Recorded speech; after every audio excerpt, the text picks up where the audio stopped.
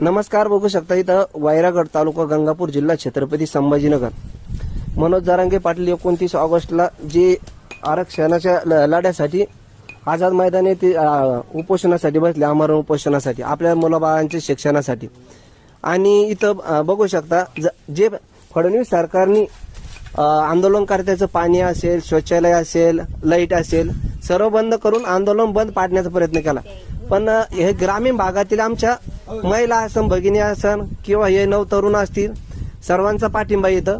आता आम्ही इथून जवळपास आमच्या गावातनं 30 किलो मिरचीचा ठेसा आणि प्रत्येक घरातून 5 किलो म्हणजे एका पायलीच्या भाकरी असं नियोजन केलंय.